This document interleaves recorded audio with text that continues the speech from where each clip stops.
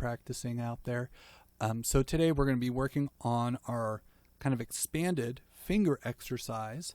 Again, this is not really how to play notes or which notes that they are. We're just learning how to move our fingers and really to gain finger strength and to toughen up our fingers so we can really learn stuff when we put our hands on the guitar. So again, we're not at songs yet. We're not at melodies. We're not like the really fun stuff with music. We're really developing the muscles so that when you have the muscles, they say, oh, okay, put your fingers here.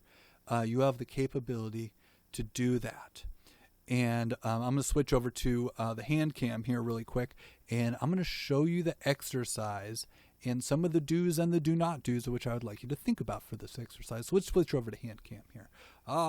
Here we go, hand cam.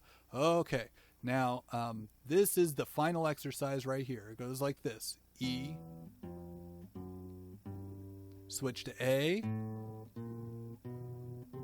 switch to D, switch to G, switch to the B string,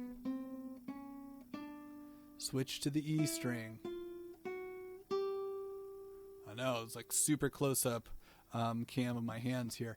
There's a couple things I want you guys to be thinking about. Now, if you tried this and it was really difficult, a baby step or just kind of like a way of getting to that first is actually just not to even put your left hand over here. It's actually worried about this hand over here, the right hand. So if you had a little trouble with that, go to the right hand first, and it sounds like this.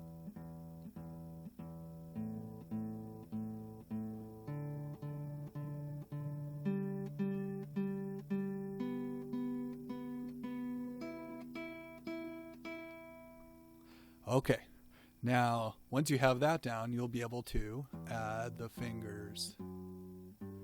This is not about speed, my friends. This is not about speed at all. So if you're trying to play this quickly, because I don't know, like you might be a smart kiddo and be like, oh, well, I can play it. I can play it faster than that. I understand it. Well, sometimes just because you understand it mentally doesn't mean that it's easy to do. Think about it like this. Like, if I asked you to run 5 miles, but you weren't very interested in running in the past, just because you understand how to run 5 miles doesn't mean that your muscles are actually ready for it. So I really encourage you to go and try to get your muscles in shape. Now, this isn't running 5 miles. This is like running 100 yards or something like that. So here we go. I'm going to kind of talk you through some different things. First of all, if you're having trouble, is your thumb on the back? Is your thumb going up over here? Is your thumb over here? Because if you don't have your thumb flat on the back, you're not going to have the pinchy power to be able to do that. 2, are you putting down your finger and striking? That could be a second one, like another problem. Another problem is that sometimes my students put down a finger on one string, and then if you look at this hand over here, they put their thumb on the wrong string, and when actually they wanted to get this sound. Right? Or if they try to do this, and they're like, what happened? I don't know. It was just duddy. But you have to go and make sure your thumb's on. Here's another thing. This has to do with your wrist. This kind of has to do with your whole body. And it has to do with the very first lesson I taught you. It's where are you playing the guitar? So if you are playing in a chair like I am right now and your feet are flat on the ground and your back is off the back of the chair and you're sitting up nice and straight and you're holding the body up against your belly and you're in that rest position where your fingers curl around the shoulder here and your thumb is on the top and your palm can lay on top and you're putting your thumb on the back. Imagine this. These are all things that you have to do. They're like little stacks. And as soon as I do if I put my feet out of thing, I can actually feel my back change position and then my hands feel a little strange. If I were to get really bad posture for a second, I'm going to do a do not do.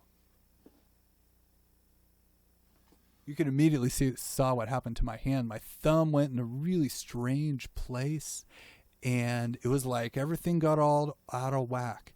And the reason why I mention this is oftentimes my students won't be able to play something, not because they can't do it, but it's because, I don't know, they might be in middle school, and I tell them to sit up straight, and I have all sorts of reasons for it. And then you guys are in middle school and you forget.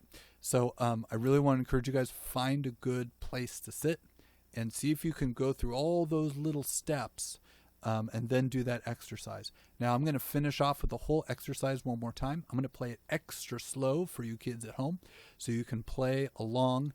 And even if, I'm going to have lots of breaks in between. So if you want to kind of like play along with me, that would be great. Let's switch back over to hand cam. And here we go. Low E string. Ooh, I got a little bark there. Switch to A string.